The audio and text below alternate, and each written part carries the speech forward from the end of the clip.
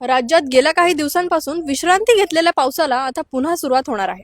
हवामान विभागाने आज पुणे, सातारा, घाटमाथा, सांगली, सोलापूर आणि धाराशिव या भागांसाठी येलो अलर्ट जारी केला आहे. जुलै महिना अर्धा संपत आला असला तरी राज्यातील अनेक जिल्ह्यांमध्ये अजूनही अपेक्षित पाऊस झालेला नाही. त्यामुळे अनेक ठिकाणी शेतकऱ्यांसमोर दुबार पेरणीचे संकट निर्माण होण्याची शक्यता आहे. मात्र आता दिलासादायक बातमी अशी की 20 जुलैनंतर संपूर्ण महाराष्ट्रात मान्सून पुन्हा पूर्ण क्षमतेने सक्रिय होण्याचा अंदाज हवामान विभागाने व्यक्त केला आहे. दरम्यान रायगडमध्ये अनेक दिवसांच्या विश्रांतीनंतर पुन्हा पावसाने हजेरी लावली. कर्जत, खोपोली आणि खालापूर परिसरात चांगल्या सरी कोसळल्या.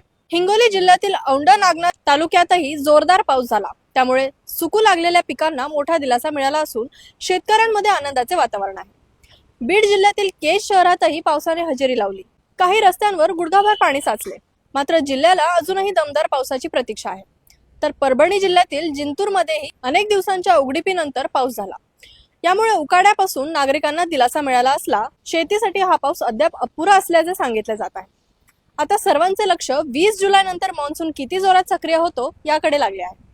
हवामानाशी संबंधित प्रत्येक महत्त्वाच्या अपडेटसाठी आमच्या सोबत राहा. मी व्हिडिओ जर्नलिस्ट पूर्वा ठोंबरे, पाहत राहा पुणे पल्स.